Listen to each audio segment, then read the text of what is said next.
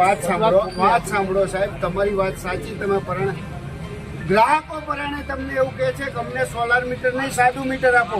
એ તમારા ગ્રાહક છે, એ તમને પરાણે કહે છે. આપણે જોઈ છે ને સાદું મીટર, સમજો. સ્માર્ટ મીટર નથી જોઈતું. એ લોકો ઈ કહેવા આવ્યા છે કે અમને સાદું મીટર લગાડી દો, અમારી સબસિડી હવે ચાલુ થાય અને અમારા સોલાર ચાલુ થઈ જાય. એ માણસોના 2-5 લાખ રૂપિયા લાગી ગયા છે. તમારે વાતો થાય છે સાહેબ, આ લોકોના પૈસા લાગી ગયા છે. તાત્કાલિક ધોરણે સારું છે ને તેઓ ઉપર અત્યારે પરાણે સ્માર્ટ મીટર ઠોકી દેવાના પ્રયત્ન કરવામાં આવે છે.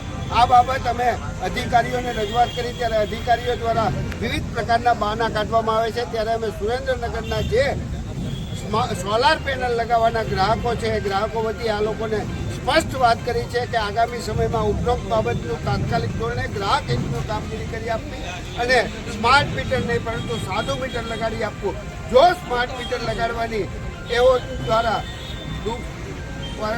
ફોર્સ કરવામાં આવશે તો આગામી સમયમાં અમે લોકોને વચ્ચે જાગૃતિ લાવી વધુમાં વધુ આક્રમકતાથી પીજીવીસીએલ સામે આંદોલન કરીશું, જેની પણ પીજીવીસીએલને અમે નોંધ લેવડાવીએ છીએ.